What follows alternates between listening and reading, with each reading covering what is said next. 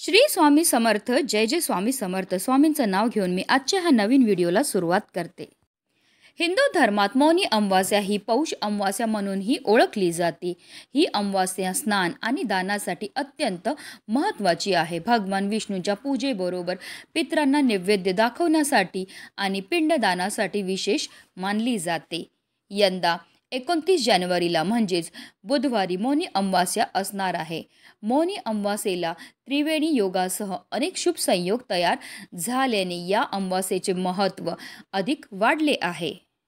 महाकुंभ मेळ्याचे दुसरे शाही स्नान या दिवशी असणार आहे.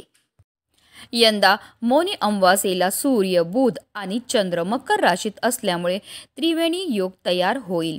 तसेच यासोबतच गुरुची 9वी दृष्टी या सर्वांवर असणार आहे. शुक्र मीन राशीत असल्याने मालव राजयोग तयार होईल.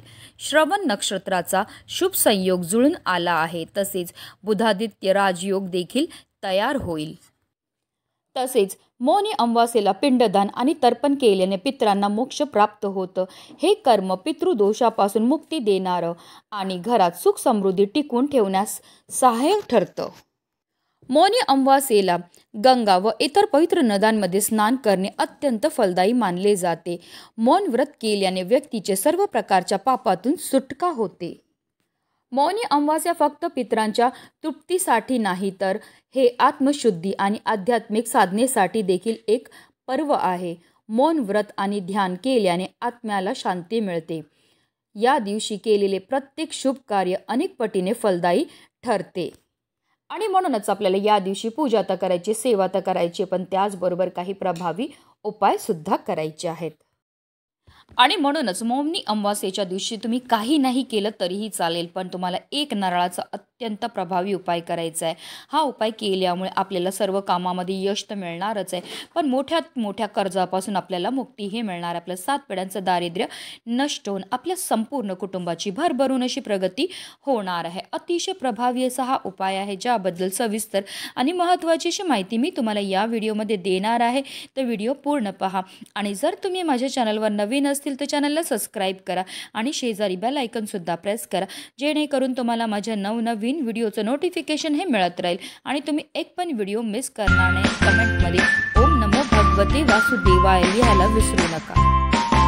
मौनी अमावास्येच्या दिवशी आपल्याला ब्रह्ममुहूर्तावर उठायचं आणि ब्रह्ममुहूर्त हा सकाळी 5:30 पासून ते 6:22 पर्यंत असणार आहे. या काळातच आपल्याला स्नान ही करायची आहे. या काळात केलेल्या स्नानामुळे आपल्याला देवी देवतांचा आशीर्वाद हा प्राप्त होतो. शास्त्रानुसार ब्रह्ममुहूर्तावर केलेल्या कोणत्याही पूजेने, सेवेने तसेच उपायांचं आपल्याला अनंत पटीने पुण्यफळ हे प्राप्त होत असतं. कोणत्याही देवी देवतांची पूजा नारळाशिवाय अपूर्ण मानली जाते. नारळाला श्रीफळ असेही म्हटले जाते. असे मानले जाते की भगवान विष्णू पृथ्वीवर अवतरले तेव्हा त्यांनी त्यांच्यासोबत 3 गोष्टी आणल्या होत्या: लक्ष्मी, नारळाचे झाड व कामधेनू. यामुळे नारळाच्या झाडाला कल्पवृक्ष मानले जाते. नारळामध्ये ब्रह्मा, विष्णू आणि महेश तिन्ही देवांचा वास असल्याचे मानले जाते. श्रीफळ महादेवांचे परम प्रिय फळ आहे. नारळावर दिसणारे 3 डोळे म्हणजे शंभो शंकराचे त्रिनेत्र आहेत असे मानले जाते. या कारणामुळे नारळाला खूप शुभ मानले जाते आणि पूजा विधीत त्याचा वापर हा केला जातो. प्रत्येक धार्मिक कार्यक्रमात नारळाचा उपयोग हा केला जातो. नारळ सौभाग्य आणि समृद्धीचे प्रतीक आहे. आणि म्हणूनच अमावास्येच्या दिवशी जर आपण नारळ संबंधित काही प्रभावी उपाय केले तर त्यामुळे निश्चितच आपल्याला त्याचे शुभ फळ हे प्राप्त होणार आहे. आता हा उपाय आपल्याला कधी करायचा, तर हा उपाय आपल्याला मौनी अमावास्येच्या दिवशी संध्याकाळी तुम्ही अगदी 6 वाजल्यापासून रात्री 12 वाजेपर्यंत सुद्धा करू शकता. जर तुमच्या घरामध्ये वारंवार भांडणं होत असेल, कलह होत असतील, आजारपण येत असेल, नवरा बायकोचं पटत नसेल किंवा मुलांचं पटत नसेल किंवा आपली मुलं खूप शिकलेली आहेत पण त्यांना मनासारखी नोकरी प्राप्त होत नसेल, मुलांचे विवाह जुळण्यामध्ये समस्या होत असतील किंवा आलेला पैसा घरामध्ये टिकून राहत नसेल, घरामध्ये आर्थिक अडचणी असतील, ज्यामुळे कर्ज झालं असेल, तर लक्ष्मी प्राप्ती करता, कर्जमुक्ती करता सर्वात प्रभावी असा हा उपाय जो आहे तो आपल्याला आवर्जून मौनी अमावास्येच्या दिवशी करायचा आहे. हा उपाय आपल्याला संध्याकाळी करायचा, म्हणून आपल्याला उपाय सुरू करायच्या अगोदर सर्वप्रथम देवघरामध्ये दिवा हा प्रज्वलित करून घ्यायचं आहे. कारण कोणतीही सेवा किंवा कोणताही उपाय जर आपण अग्नीच्या साक्षीने केला तर निश्चितच त्यामध्ये आपल्याला सफलताही प्राप्त होत असते. त्यानंतर आपल्याला विधी व देवपूजाही करून घ्यायची. तसेच तुळशी मातेच्या इथे सुद्धा आपल्याला दिवा हा लावून घ्यायचा आणि त्यानंतर आपल्याला हा उपाय जो आहे तो करायचा आहे. हा उपाय करण्याकरता आपल्याला एक नारळ जो आहे तो लागणार आहे. ह्या नारळामध्ये पाणी असणं गरजेचं आहे. तसेच हा नारळ जो आहे तो नवीनच असायला हवा.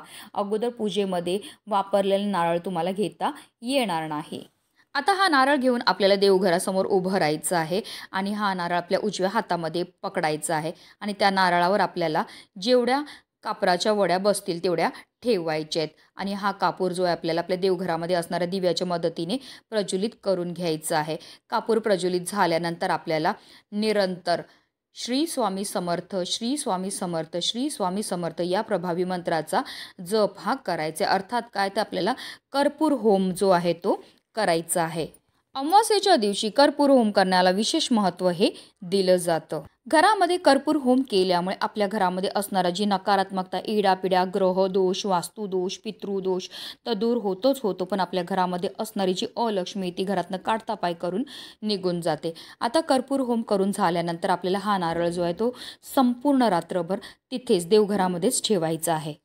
आता दुसऱ्या दिवशी आपल्याला काय करायचं, हा नारळ जो आहे तो वाहत्या पाण्यामध्ये प्रवाहित करायचा. तुमच्याकडे नदी असेल, समुद्र असेल तर त्यामध्ये नेऊन आपल्याला विसर्जित करायचा आहे. इथे तिथे टाकायचा नाही आहे. किंवा तुम्ही एखादा खड्डा खोदा आणि त्यामध्ये तुम्ही हा नारळ जो आहे तो पुरून टाकला तरीही चालणार आहे. अशा प्रकारे आपल्याला हा एक प्रभावी उपाय जो आहे तो मौनी अमावास्येच्या दिवशी करायचा आहे.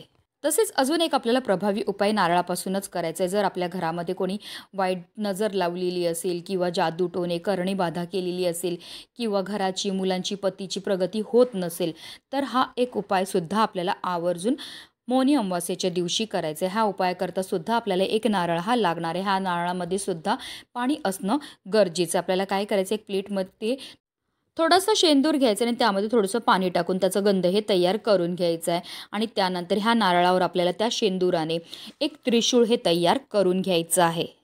त्यानंतर आपल्याला काय करायचं, आपल्या घरातले जेवढे पण सदस्य असतील त्या प्रत्येक सदस्याच्या डोक्यापासून पायापर्यंत 7 वेळा आपल्याला हा नारळ जो आहे तो उतरवून टाकायचा आहे. त्याचबरोबर आपल्या संपूर्ण घरामध्ये सुद्धा हा नारळ जो आहे तो आपल्याला फिरवायचा आहे आणि त्यानंतर आपल्या मुख्य प्रवेशद्वारावरनं आपल्याला 7 वेळा हा नारळ जो आहे तो उतरवून टाकायचा आणि त्यानंतर आपल्याला वाहत्या पाण्यामध्ये प्रवाहित करायचं. तुमच्या इथे नदी असेल, समुद्र असेल तर त्यामध्ये प्रवाहित करा. आता नदी पण नाही, समुद्र पण नाही, मग काय करायचं, मग तुम्हाला एक खड्डा खोदायचा आणि त्यामध्ये तुम्हाला हा नारळ जो आहे तो पुरून टाकायचा. कारण हा एक प्रकारचा उतारा आहे. आता चुकून हा आपण फेकून दिला आणि कोणी खाल्ला कळत नकळत तर आपल्या घरातले जे दोष असतील ते त्यांना लागू शकतात आणि आपल्यामुळे कधीही कोणाला त्रास नाही झाला पाहिजे ह्याची आवर्जून आपल्याला काळजीही घ्यायची. अशा प्रकारे आपल्याला हे 2 नारळाचे प्रभावी उपाय जे ते आवर्जून मौनी अमावास्येच्या दिवशी करायचे.